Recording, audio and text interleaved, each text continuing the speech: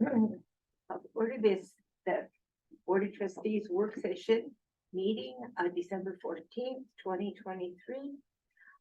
Citizens may comment on topics appearing on the agenda when invited to participate during the agenda item by the board. Citizens may comment on items related to school business and other depending on this agenda during the public comment section of the meeting. For citizens, after identifying themselves, will proceed to make comments as briefly as the subject permits. Basic rules of decorum are in effect at all times. The chairperson may interrupt or terminate an individual statement when appropriate, including when statements are out of order, too lengthy, which privacy rights are abusive, obscene, irrelevant, or otherwise improper. Public should realize that this is a trustee business meeting conducted in a public forum. Stand for it. I pledge allegiance to the flag of the United States of America and to the republic for which it stands, one nation, under God, indivisible, with liberty and justice for all.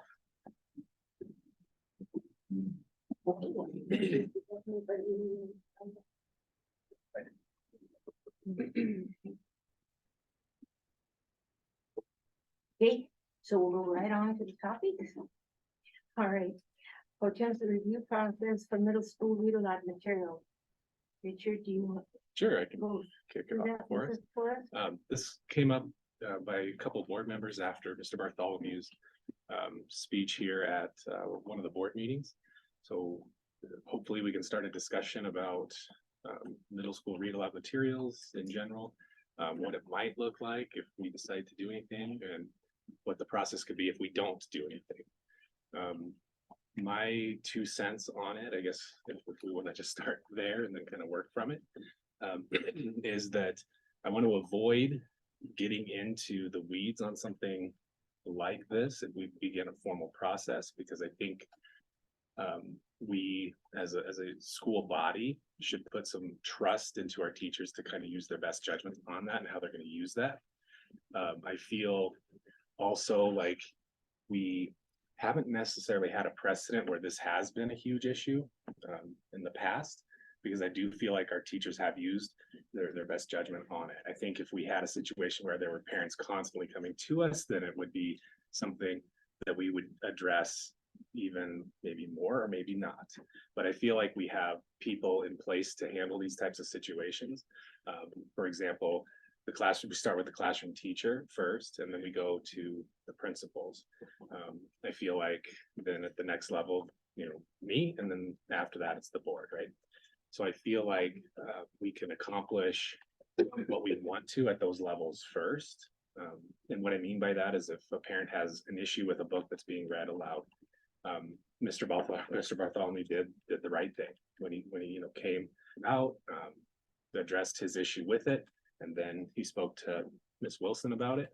And I feel like she was able to answer his questions.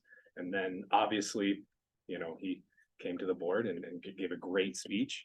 And that's not to, honestly, it's not to say that he wasn't heard, but we did hear him. We listened, and frankly, I agree with him, to be honest, that it's one of those books that probably I wouldn't read aloud just because of our population. However, I don't know if we need to formally address it with a new process that puts more red tape around what teachers are able to do in their classrooms.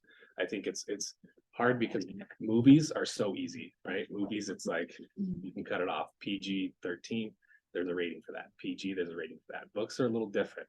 Besides the reading level, you really, you don't have a heck of a lot of guidance on that. So I think we have to trust our teachers are prepared, they're professionals, and I think if an issue comes up, we have several layers to help us get an answer for those people. Those are my 2 thoughts on it, or more than 2, I guess, but those are my 2 cents on it. So I think that we can start a discussion on it, and of course honor everybody's opinion, here. But that's where I think as an educational leader, as a teacher myself, as having been through all levels of that, I feel like I would be more comfortable with the process that we have for that. And you heard the book? I listened to the audiobook, yeah. Yeah. And so you probably are in a better position than the rest of us to understand what it was all about, but, I guess my feeling is like, if Joey Bartholomew is he okay with what happened then? Is Chase okay with it and everything you said? I think so, yeah, I Oh, mean, I We don't absolutely, wanna mention yeah, names. I'm sorry, well, yeah, no, I think that sorry. how we handled that situation was fair and appropriate. I believe that, you know, we gave him 10 minutes to speak on it, you know, and if he had any additional issues, I think he would be more than welcome to come and talk about those again. Yeah, because I think we hear people, you know, we listen to people. But I think that our process, the way we have it in place, is working and has worked for a very long time. Yeah, I agree. I don't think we should get into like a formal book approval list or even anywhere near that. I think this could probably be resolved if we just tried to maybe put in the kind of the beginning of the year materials, maybe just a list of the curriculum or books that are being read. And Yeah. I don't think you need to do any formalized opt-in or opt-out by the teachers, but just here's the notification, here's what we're gonna be reading, and leave it on leave it on the parent to decide if that's something they want to raise an issue with early or not, and if not, they were notified and they had plenty of time. Yeah, I think a lot can come from a syllabus, you know, Yeah, something like that. or a class, you know, Yeah. plan. Although sometimes there's, you know, books that come out where you're like, oh, that would fit perfectly, you know, Sure. with this content or whatever. So I feel like maybe just doing our best effort to notify parents, you know, when we can. But I feel like in general, thinking about the whole concept of, you know, K-8 being an elementary education, it gets to be really tough because sometimes the content that we teach in, you know, 6th and 7th and 8th maybe is more appropriate for high school, what, you know, whatever, but who decides that? You know, how do you get kids hooked and interested into some content? Well, you're gonna have to read books that trigger that, and sometimes that involves debate, sometimes that's two sides of a different coin. And I think the teacher using that as a driver for discussion is going to be better than, you know, saying that we can't read anything at all. I mean, we're, you know, not that we can't read anything at all, but that we would create a form of process that we would, being approval or denial of books, just gets to be kind of a situation I don't want to find our school in, at least yet. Is there a lot of read aloud like in those higher grades? Yeah, I There think that that's part of the literacy of, Okay. you know, part of that is listening to Mhm. content. Part of it's discussing content. I would say that it looks different in the middle school, of course, you know, than it would in the elementary, where you're doing several read alouds a day in those primary grades, or, you know, in the intermediate grades, you're, you know, kind of one book, you know, at a time. That's, you know, maybe like Charlotte's Web, for example, that's not controversial at all. But then you get into these, you know, like 5th grade areas where kids are able to think more abstract, and they're able to kind of piece together, you know, different ideas and different topics. And so that's when you start to read some of these books that Miss Wilson read. So, You know, I wonder if we shouldn't maybe counsel our teachers to, you know, if they're gonna present a controversial book, that then they present another one on the other side. I mean, so that they do a balance. Well, I guess here's my thoughts on it. Like I deeply value what that parent had to say. I appreciate that they took the time to come here to talk to us, to express their concerns. You know, because there were other options available to them. They could become a keyboard warrior. They could go spouting off the parents in the parking lot. He did the right thing, and you know, as a result, like I wanted to make sure that I was up to date on like what's this book, what's it about. Found the audiobook. It was an engaging listen. You know, I can see how I can see all viewpoints truly of like why this might be appropriate or why it might be pretty touchy and trigger some. I think the most important thing that we need to be very aware of, well, there's a couple of things. You know, we don't have a history of book concerns here at West Valley. It seems that we would be getting into kind of a knee-jerk reaction if we go, well, this is one incident, that a valued member of our community has expressed concern about. We need to develop a policy around this. I think the second thing, or I guess in that vein, we need to look at what are our priorities as a board.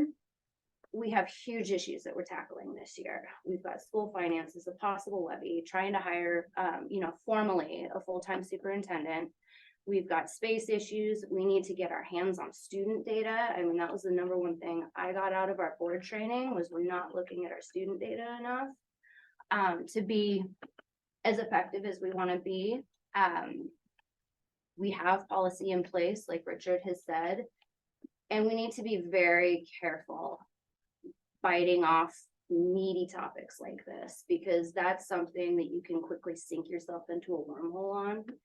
To develop a policy that's going to satisfy everybody is impossible. And to develop a policy that's thoughtful and well-researched takes a huge amount of time and manpower that frankly, we're not equipped to even begin to engage on. None of us here are trained in, any sort of book selection. And I spent several hours listening to this book, and then the idea of kind of expecting our board or perhaps even our superintendent to listen to every single book that's coming through the middle school, that's a big weighty ask. I think the final thing that I'm kind of left with is that because this is kind of a unique situation that we haven't hit a whole lot, if we decide today that we need a formalized process based on one situation, I feel like we're kind of inadvertently sending the message that we don't trust Richard, we don't trust our administrators, we don't trust our librarian or our staff.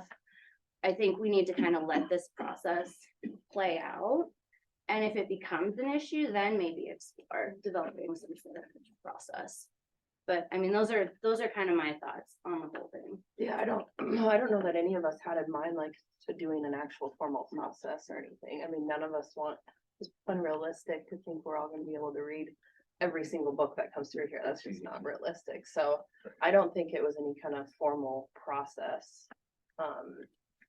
I think, and with Jeff, I think you can deal with that in the syllabus that goes out. I know one of his concerns was if his kid wouldn't have come home and talked about it, he wouldn't have known about it. So I think it's just really communicating with the parents, letting them know if there is going to be a read aloud, what are those books, and just sending it home in a syllabus in the beginning of the year, I think probably handles that piece. Or as it comes up too. Yeah. You can just send something home, hey, we're gonna read this. But no, I don't think it's realistic for all of us to read every single book that comes through here. I don't think I'm the idea behind this. No. This was it was just that, I guess we wanted to give that, and we wanted to let the individuals know that, yeah, we heard them, and we think that we've got to handle on it, and that's what I think the message that we need to send on, not that we're gonna go forward and try to anybody's ability in any way, shape, or form, so. Anybody else have anything to say on that? Yeah, I think maybe some action items going forward is just having teachers maybe trained in parent communication, especially at the beginning of the year, and just say, hey, here's what I'd like to do. And then it can be as simple as that. And then That though, but I'm just thinking the average parent, you send that book home, they would have no idea what that was. And they would look at it and say, oh, well, those will find me. I mean, they're not gonna pursue it. They're not gonna pursue those books, the majority of them, are they? They're going to assume that the teacher and the authorities have looked them over and they're fine. I mean, But I think that's the point, is that there's process in place, the teachers and the administration, principals are looking over, they do feel they're appropriate to read in a class. And so then but that's a judgment decision, and then the parent has the opportunity just to make their own decision, but they have to put in the effort to research, what the context is and make that decision on their own. And you're right, I think a lot of parents just will skip right over it, and that's up to them, and they can do that, and the others, if they wanna look through and try to find an alternative, they can do that too, and they have time to try to, make that case. So I think that seems like a reasonable. It's kind of, I know it's a book, but whenever they like show a movie in school, like the slip comes home, like, hey, this movie's being shown. I know it's a read aloud book, but it's kind of similar. Well, and I think that the teacher will know if it's controversial book that they're gonna read, so it's not like they need to do that for every book, but if Yeah. it is one that they feel is controversial, maybe they just send home a slip and then the parents can know about it. Yeah. Is there other books that would be kind of fall into the same category that have been read, or is this kind of an isolated incident? I think it's pretty isolated. I think, to be honest, I'm not aware of any other books that are being read, No, I can't think of any, to be honest. I feel like most of it is pretty standard, straightforward. This is the first time that I can remember where an issue has come before the school board Oh, yeah, in a long, long time. well, So it seems like whatever we're doing is. I think so, yeah, I think. Absolutely. I think we maintain academic integrity that way, and, also as a board and administration, staff, teachers, I think we all have the same goal, And I think that we can accomplish this goal for sure if we just, do it like Mark and Stephanie and Jeff are thinking about, just, hey, heads up, this is what we're doing, or just being able to listen to parents say what they want to about books or not. And I think that's part, as a governing body, I think that's definitely fair for you guys to do, and fair for you guys to ask.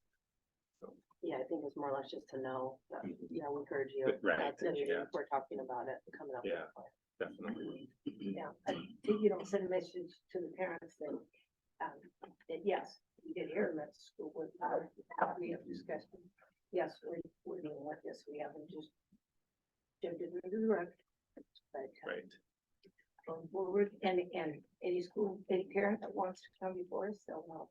They're heard. Yeah, I think we need to be careful, but like I will caution again, that's not to say that this wasn't an important discussion that we have, but we do need to be careful about. Are we going to have this process for any parents that comes before us with any issue, because. I think it'll depend on. Yeah, I think so. That's where I wanna make sure that we're clarifying, like, if it's something that's of concern, then for sure, but. I think there's importance with letting the team we have in place kind of handle stuff too. For sure. No, and they do a good job. They do. Yeah, they do, yeah. And the That's- system work, I mean. Yeah, right, exactly, yeah. Were you able to talk to him after? Yep, I Okay. called him So again. he seems satisfied. Yeah, he just was really positive about stuff and thanked again. And I called him right before Thanksgiving. It was a good Monday or Tuesday, and we talked again about it. He said again, he reiterated, hey, this is not to, cause anybody any more work or anything like that. I just wanted to give my piece. And so, yeah. All right, should we go to number 2 or? Yes. Okay, I Yeah, think this one's the easiest one, I think. I'm kidding. So I put together a finance committee that included some members of the admin team, myself, Mark, and gonna bring on members of the West Valley Teachers Union, just to kind of get some working ideas around how to get this message to the community. In the meantime, we're gonna have to meet together, possibly have some discussions about specifics, financially, so that we can better send some information out. And most of that will be Mark and I kind of, looking at our baseline budget. We talked about staffing and how that levy could potentially help us with staffing. We talked about maintenance needs, which we have a tremendous amount of maintenance needs. And the list that I provided in the meeting is only a snapshot of what we need, and they're kind of, they are priority a little bit, but what I presented is certainly not everything. And then we kind of talked about a general plan to educate the community and promote it. Where we are financially, we've heard Mark talk about it quite a bit, is it's not a very healthy financial picture. And so our task now moving forward is to how to navigate asking the community to support us with an operational levy. And when we haven't passed one since 2007. So I talked with Hillary Matheson from the Interlake yesterday, and she was asking questions about our enrollment and our process, and then we started to get into the levy just a little bit. And she was pretty shocked when I told her the idea that you could have been a kindergarten student at West Valley in 2007 and be joining our staff as a teacher this spring, being hired on.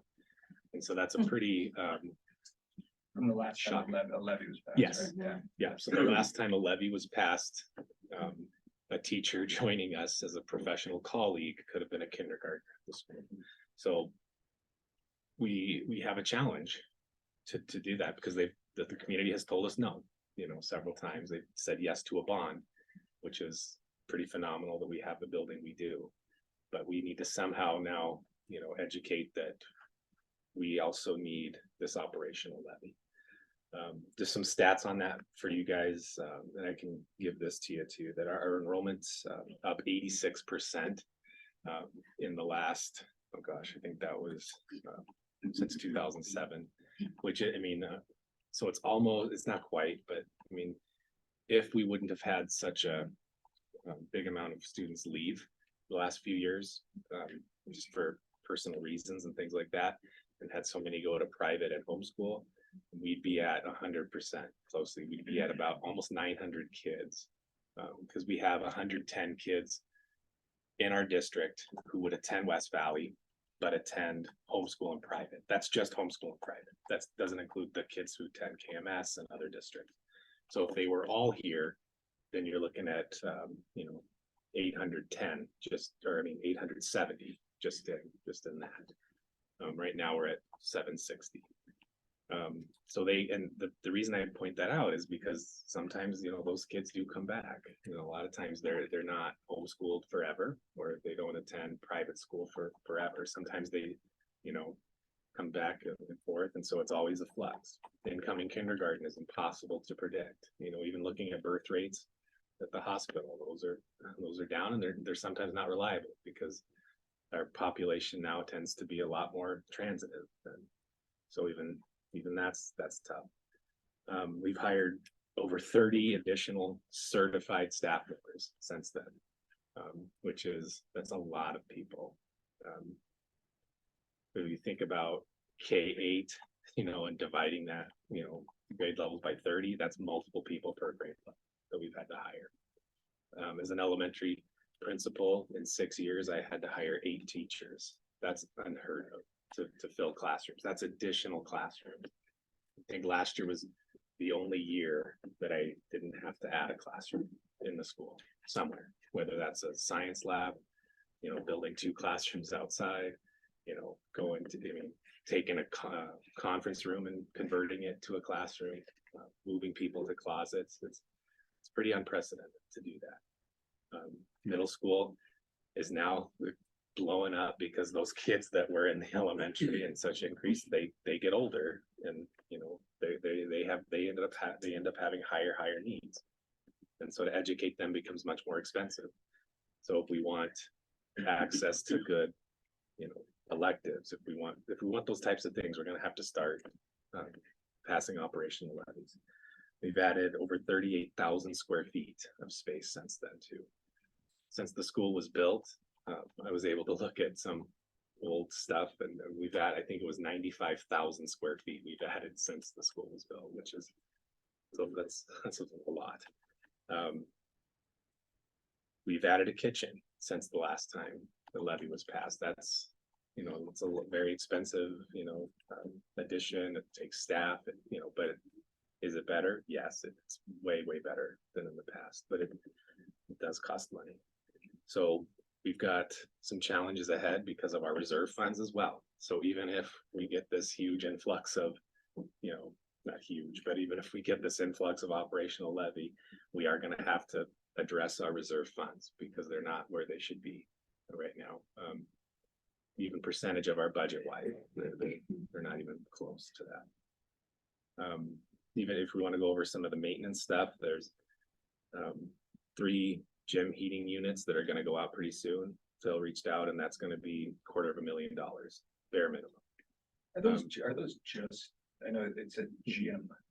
Yeah. Is it just to heat the gym? Yes, it's just the 3 units that are on top of the gym here. It doesn't just heat the gym. That's what I was saying. So I'd be careful, like if we rephrase that, because. Got it. Yeah, Yeah. because I was under the impression this was like heating for basically the middle Yeah. school side. Yep. But it's They're the gym located on heating, so I top was of like, the well, gym. who cares if the gym's cold? Like, they're gonna run around and shit, right? So. Yeah, exactly. It's kind of how you. It's true.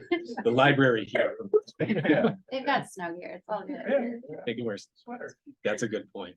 That's a good point. I'll talk to Phil a little bit more So about those what heat the needs whole to middle be. school side then? No, there's different, so that's kind of like, there's an umbrella of heating.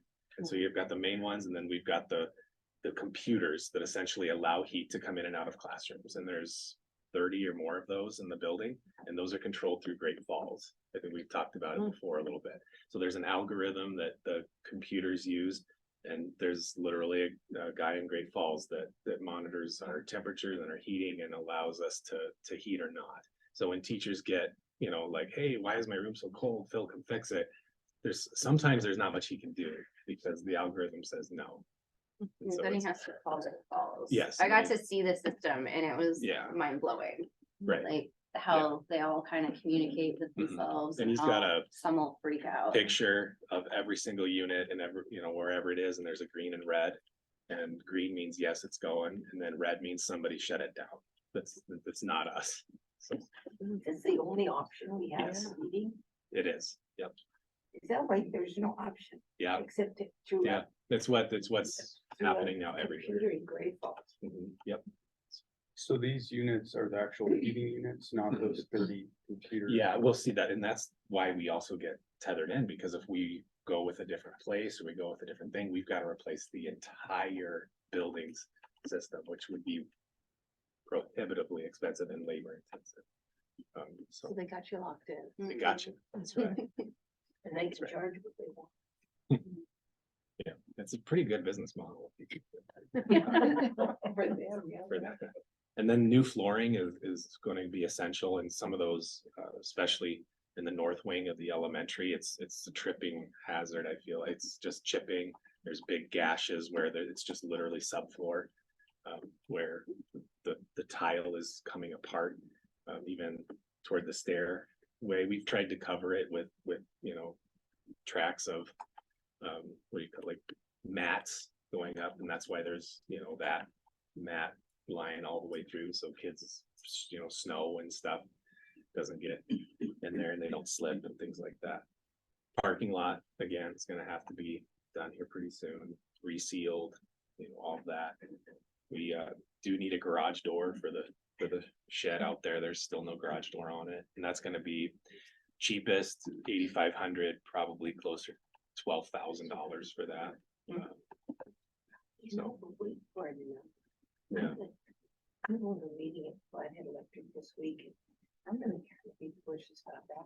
We have to get a number, a particular number that shows what tax exempt. Good grief, Oh, where's yeah. school? Mhm.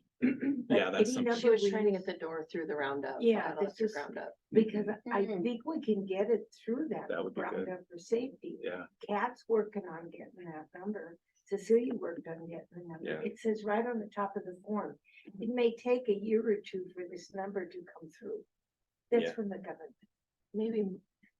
So Julie Mark's dropped that working off on my desk yesterday and she said, I've reached the end. There is a common problem across the valley. All the business managers are a little bit frustrated because you get different organizations saying, we need proof that you're a nonprofit organization, Yes. that you're tax exempt. We've done that over and over and over. Mhm. In fact, there's even been a statement from MASBO saying, use this document. We give that to certain vendors and they say, we still want something different. I think in the case with Flathead Electric, what I've seen is they want a document from the IRS. Yes. And so that's where I'm gonna pick this thing up again, but it's a little confusing and frustrating to figure out why these organizations have not figured out that schools are nonprofit tax exempt. Yeah, I. Just look at her. We are. Fair point, trustee Meredith, yeah. So I'm gonna pick the ball up here and try running with it, but Maybe send them our financials. well, there's nonprofit in there, right? Yeah. There's- We need to charge more. I understand that Brad had been in contact with her counterpart in a couple other schools who had been successful at getting Right. information or getting money. I believe that was Helena Flats, and Yeah. the business manager at Helena Flats led the effort to get this unified document saying that everything, that all schools are covered. So we're all a little bit frustrated with this. Yes. Yeah. I'm not sure how much talked to them. ground I can make in the Yes. make up in a short period of time here with the They're going IRS. to be at a meeting with them. We want a little discussion. Yeah, whoever's, I think we need a name and a contact that's Yeah. having issues with this Yeah. at Flathead. And let's get them in a room and say, what part of this is not working for you? Yeah. So, yeah. I can't imagine how every school, but you'll notice if you go through the people that they have, that the Roundup for Safety gives money to, there are very few schools. Very few schools, and there should be a whole bunch of schools. If it wasn't for this awful red tape. But I don't know if Evergreen still gets it, but I mean, that was usually a grant that they would get, maybe not every year, but pretty frequently, because I remember it being mentioned quite a bit, so. You have to be We could specific, hit them up maybe, you have but. to be specific and have 3 quotes and, Mhm. and it, but it shouldn't be difficult. I can pick this up. Let's not let this be a barrier, but I need a name of the person who's I'll in get charge that. of saying I'll get that this that is to you. not acceptable. I have her name. I can tell you I've that. talked to her because it's been months we've been working with this. I will, Because Cecilia and I were working to try to get that number, and then the form said it'll be a year and a half. It says right on the top of the form, don't expect this number to come through anytime soon. But Kathy seemed to think there was a way around that, but I don't know. she ran it, she gave up on. She as gave of up, okay, Tuesday. that's good. Yeah, she gave it Check to with, me. I wonder if, like, bond counsel from Liquor Lab from this building issue might have it, and I'll ask Dorsey Whitney. Send them an email and see if they have it, or they know it's an IRS, tax If the number we number. do not have Well, that number in our. I don't understand what they're asking for. We Yeah. have an EIN, Right. which Yeah. tells us Yeah. that we are tax exempt. That's what Cecilia thought would be adequate, we both did. And We then also have had- a statement from MASBO and MSTBA that says that all schools are tax exempt. I'm not sure what they're looking for. We submitted that to the rural electric, this lady, who I have her name. Let's get her name. And I'll get it to Get her in the right. We've submitted that to her, and she said, no, that's not the right number. That's not the right number. Agreed. Can I guess again? How many rolls do I get? All right, keep going, Richard, sorry. Oh, no, that's Sorry to great stuff, because we do run digress. into But that. that is, that 8,500 is just kind of a drop in the bucket, but it would be nice to have a door on that. It would, yeah. It would. So essentially, yeah, that was it. We gotta figure out again, what do we want to do to parents? What do we want to try to do to the community? So that process is kicked off, and then hopefully we, can come up with a good way to pass this thing. Because it's not really a want, it's a need, really. We want to keep offering, some good things here at West Valley School, so. Whether that means like letters to parents, we talked about that. We talked about possibly having teachers also, write letters, not just from myself or you guys. We could be involved in that process together. We talked about, involving students a little bit. Tina brought up that in Columbia Falls, when they ran their levy, I think it was their tech levy, they used kids on the radio. They did a lot with their students, so could be an option. We've never tried that really. We've tried videos from parents and things like that, but we have some untapped potential here, I think, if we just kind of bring our heads together and do it. Do you think we should do, and we'd probably need to get started probably in January, like maybe if we could come up with kind of the needs that we kind of want to focus on utilizing the levy for, and then maybe we could do kind of spotlights on them, like I don't know if you could do a link to a YouTube video on our, that kind of goes through the heating system with Phil and shows like, the disrepair, takes you into the room and shows you the need, and basically does that, or goes through the flooring, or goes through the, there's undoubtedly going to be strain on providing extracurriculars, and non kind of core learning tracks, and maybe we could spotlight the STEM program and spotlight. I'm not saying that these are on, Right. chopping block. I'm just pointing them out, like It's just that, absolutely. just, spotlight these programs, that these, this additional levy is going to support the continuation and, opportunities for students to do these things. And maybe we could spread them out over a couple, Yeah. over the course of 2 or 3 months, maybe get a little and kind of build towards kind of a wrap up or something right before the levy that kind of hits on all those ideas. And I keep, Laurel's looking away from me. I'm like, Laurel, this is all, if I'm trying to tell. Yeah. If it was me, it would be black and white. I was processing, but yes. Paper, this Laura's gonna be beautiful, colorful.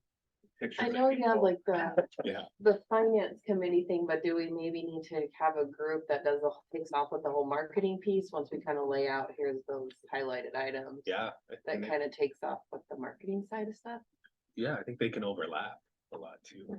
Yeah. I think you talked about at that finance committee, expanding the finance committee right. after it gets, Yeah. Off the Get the ground a little bit, particulars. particular. and yeah, then, Right. like you said, branch out. And then it's just all hands on deck. I would just say like to me, the success of this levy needs to kind of, there's the finance. Finance is compelling to some people, Right. but like not to most. Right. I don't think we're gonna get a lot That's of engagement Very true. Yeah. with the community talking about like our limited general fund reserves Right. and stuff. It's like, I mean, I'm like, sign up, I get it, but I think we need to kind of shift a little bit, and I think it is a good idea, maybe just to have a competing committee that's not just dollars and cents focused. It's not the cost of the curriculum, it is the curriculum, it is the opportunities, it is. That's But a the really good finance kind of people aren't different usually perspective on it. super creative, like you need the Yeah. creative. It's a good point. Yeah. Joe, did you, Something to say about to our community, you might not have kids here, but these kids are gonna be taking care of you in the future. And we want them to be educated and well versed, and I think we need to speak to the community that doesn't have kids here. We need a strong marketing statement towards those people. Yeah. Because I think we can hook our parents, because their kids are gonna miss out if we have go past, they're gonna lose out, right? Lots of things will go away. But it's the community that Hmm. we need to get invested in our school. Yeah, I think that's a good point too, Jeff. It is. Yeah, that was in training, they were saying like it was 30% of your community members generally have kids in the school. So that's like a whole 70% out there that don't necessarily have the direct Yeah, ties. That was a surprise to me. Yeah. Statistic, it kind of makes sense, but yeah, only 30% of your Yeah. community has a tie. I had spoke to that Matt Jensen, who was at Big Fork whenever that all got Oh, yeah. passed. He's got some great ideas. I mean, he said teachers were calling parents, sending stuff home with kids, like that connection through their kid was key, is what Yeah. he was saying. Yeah, I can reach out, definitely. what did Brooke say? about when she was going through the numbers of people who, many of the parents did not vote. Yeah, Do she you was, remember that? what she was saying is that stuffing ballots the last time and getting those in boxes to send out is that. Or when they got them back in, when Mhm. she was looking at, it was totally, kind of on, it was not, scientific at all, but she just said that she noticed very, very few family names actually returned their Mm. ballots. So if she knows those families better than anybody in the school, to be Right. honest, and so she would, get these and be like, oh, here, where's and then the family names of a lot of the parents of our kids did not return ballots, is what she said. Did not. did It's not vote. actually, Now they're that's not why. registered to vote. They won't get ballots. So I think the emphasis was parents need to vote here. And that, I Yes. think her point was that there was a very low percentage, but not scientifically, her observing, hey, there are big families that are not voting, they're not registered to vote. If families have a stake in the school, then, and they're registered, they should be voting and saying. And I think that's a And so- great and thing to that just put was out what early. was is that like Maybe we early start there. particulars, like, just the steps to register, let them know we're running a levy, let's get here's the link, click, sign up. Yeah. It's not, pretty easy. Yeah. The other thing I just wanted to bring up, as kind of it's related to like the COVID learning loss. I mean, we're looking at it, I mean, we're doing a good job on it, but I think that's something that could really resonate with, obviously it resonates with parents, but I think the community could understand that. The non-parent community, just the impact of COVID on schools and Mhm. the fact that, we don't have funding or even additional funding. We're actually having to unwind support to kind of rebuild like the learning loss in these kids. We're having to, trim paras, and we're having to increase class sizes. We have less groups. We're doing the opposite of what we should be doing if we had the funding to actually kind of really reverse that trend and bring, kind of all the students back up. I know we're doing a good job, but I think just trying to connect on those, Yeah. maybe a little bit, those kind of, I think that's a point that I think would connect with you. They'd understand it, like, hey, well, yeah, I get that. Like, Yeah. Yeah, I think that it's a good point. I mean, because each year that we're not passing a levy, our budget's effectiveness just erodes a little bit less. Yeah. Even though that number's growing, what we can do with it keeps decreasing and decreasing and decreasing. Yeah. And, Yeah. if we, from a marketing perspective, if we're wanting to develop kind of like a robust thing, the time to start's now. Like we need to be trying to build our base of like who's following and interacting with us on social media, who's in the email networks and actually checking, developing messaging that we want to go out. Because if we start messaging in like March, say, you're too late. Like the messaging should be, ideally, it should be a consistent thing that we're doing year round and maintaining those connections. But because we're behind the 8 ball and like, obviously it's been a wild ride, the sooner we can start on that, the better. To get that out there, because it takes quite a while to build momentum in your messaging and in the people that you're reaching. I'm just thinking in 16 years, look at how inflation alone, how costs have gone up. It's a miracle that we're even keeping. The only reason that we're doing that is because we got an increased enrollment Mhm. and it's bringing in more money. We couldn't even be doing it now. Mhm. It's a miracle that it's worked as long as it has. Yeah, and even to keep in mind that A and B we get is only about 80% of what it Right. costs to run the It school. is, but that's the thing that's allowed us Mhm. to function without Absolutely. passing a levy these past few Yes, years. absolutely. But there's a Yep. point where that money doesn't do the trick anymore. Correct. And we Yeah. have to, we've got to make up the difference. Well, and even the staff, I mean, if you look at how many senior teachers we have here, like how many skilled people that have literally stuck through this wild ride. And with COVID has caused educators to drop at just like a rapid rate. If we want to maintain quality of the education that we have here, it means keeping good experienced teachers, you know, and the more people that we lose, we've seen how few applicants we're getting, like few applications we're getting for any position here. The harder and harder it becomes to, you know, recruit and maintain the staff there, you know, and the more underfunded we get, the more stress we're putting on teachers, the more likely that at some point the straw is gonna just break the camel's back. Yeah, we speak. Not Yeah. unique Do you to think- school. Mhm. That's, the teacher shortage is not unique to this. No, but that, I think that's what's important for us to kind of Yeah, remember and acknowledge that it's not unique to this school, it's everywhere, so you're competing against everybody. yeah, And the more people you lose, the harder it is to be able to pull in a good quality teacher, because everyone's out there competing. mhm. Yeah. And timing's everything on that too, and that's a whole other meeting we could talk about is staffing, because it's getting real hard out there. Do you think we should start kind of like a levy marketing committee? It kind of feels like we should, and Yeah, maybe set a meeting out. Kind of, that, I think that's a great idea, And- 'cause I only really think of this as the finance committee, and I think you're right, I need to not, you know, break that out of my brain, that this is a marketing, you know, and the numbers, but that where people are gonna be more helpful is in the marketing end of it. So, Yeah, and I think as many like Agree. teachers and community members and Yeah. people we can get involved I in that think- marketing piece, cause absolutely, they're not gonna wanna come to a finance.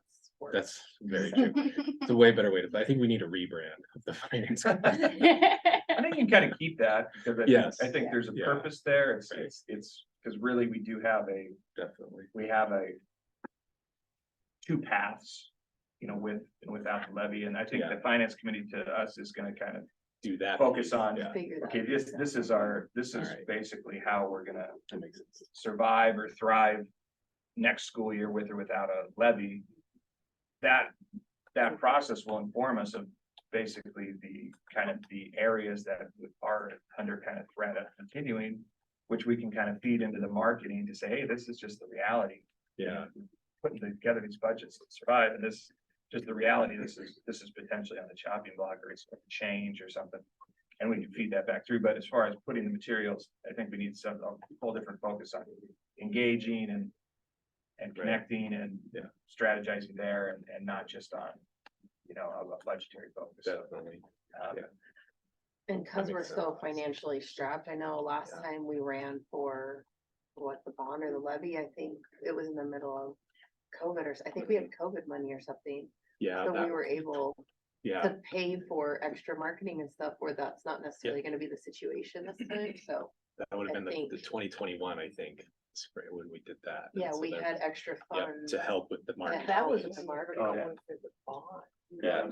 Yep. Or that was- bond, yeah, I remember That there was was something. That was a mess because of COVID. Yeah, it was a hard So time. the more people we can get involved in that marketing Yeah. thing, Yep. it'll be key. Well, and that was kind of the component that the bond marketing piece was missing, was like, I mean, our company was the one who created the materials, but, it's that grassroots effort of pushing it out that was missing, that really, yeah. I mean, so that's, I think the more members of the community that we can kind of get involved in this marketing effort, the better, because if your community's not owning it, if there's not some sort of grassroots movement behind it, it's only gonna go so far. Yeah. How much promotion can we actually do as school board members? Now, there's a limit for us, right? I Yeah. mean, the teachers can promote it all they want. But as school board members You, and yeah, as administrators, Mhm. that it's limited. we can't amount. say vote yes. So We can't, yeah, cannot say, well, yes. we can say vote, but we cannot endorse it either, yes or no. Okay. Ironic as it is. We can though. We can't do that, but the teachers Yeah. are free. They can go out, act like they did and try to promote, which was excellent. Yeah. Right out in front of the school when, as the cars were coming in, here's those parents. And I think we need to get those parents with register to vote. Nobody else is gonna do this if you don't. Yeah. And that's a precursor to anything else we would do. Mhm. But what do you, okay, so how do we want to get that marketing piece set up? Laura, are you willing to be on it? I'll be on it too. I'll be on it. Okay. Yeah. So if we get Jeff and Laura on that, then nobody else can be, because once again, we can. only- Unless somebody else wants to be on it. I'm okay with that, if you guys wanna be on it, but then we need to beat the bushes for some community members who would willing to be on it, and, I think the way I would start doing that is looking at the finance committee as a whole, and then just picking apart that and then kind of diverging it or into the finance committee being the smaller nuts and bolts budget minded people, and then the majority of it would be this marketing piece. I think so, yeah. And I think it's something you could maybe partner with the, like, the Yeah, teachers union on. Definitely. Yeah, Yeah. and help with that whole. yeah, we're ready. And I'm Yeah. the teachers union and the, PTO. Yes, yep, Yeah. PTO is gonna be a Yeah. big component of it too. Yeah, there you go. I think it's critical to get it, and I'd like to see Richard, I'd like to see you get out, and I don't know, I got kind of a soft spot for the fire department, but, you know, they have a meeting, every month. That's a good group, I'd like to see you, if you would go, you know, Yeah. speak to them. They're the kind of people we need, the grassroots kind of people, that we need to get involved right off the bat. And I can get you the name. Yeah, that would be I think awesome. with the, like, as you said, with the grassroots, it's the bond. I felt, and I feel that a lot of, there's definitely a lot of people who didn't think it was needed. Didn't understand why it would be needed and didn't, you know, and I mean, you could see the need with the growth, but there was a lot of like, doesn't seem like the right option. And so I think we just need to make it, you know, with this, Mhm. obviously it's a much smaller bite, but Right. just make it apparent, you know, that, you know, like develop that baseline necessity, like that this Right. isn't, you know, this, you know, and I think we can get that with the kind of the nuts and bolts, like, it's gonna look different here next year. if Yeah, This doesn't if that's pass, right. and we can line that out, and then we can say, hey, or it can look like this. And, Mhm. and really show that there is, I mean, there'll be a, you know, noticeable difference in areas next year if it's not passed, and outline that. Not solely, I mean, but, No, I think that's one thing to That's right. point Yeah, out. but be careful not to go about it negatively. Yeah, or you don't want to Can you be, do and I don't mean to be like, I don't But yeah. want this to be like a No. threatening thing, like, Yeah. you know, I don't- pass it up. Yeah, exactly. It's just the reality of it is, you Mhm. point out, like, Yeah, Yeah, I think people need to understand realistically, like, if it doesn't pass, this is what's gonna happen. And then- Yeah, I Then they think- can decide if that's. it's not important threatening, I or think not, it's just the The reality. parents need to know that. Yeah, Basically, if you get the parents understanding that, then now, you know, they should be able to branch out and tell other people hopefully. But parents are gonna be very concerned at what it's gonna look like if we don't get that one. But you gotta get the message soon. right. And Yeah, it sounded like the PTO was gonna try to do something monthly, so maybe even yeah, if we can have materials at those monthly PTO things starting in January.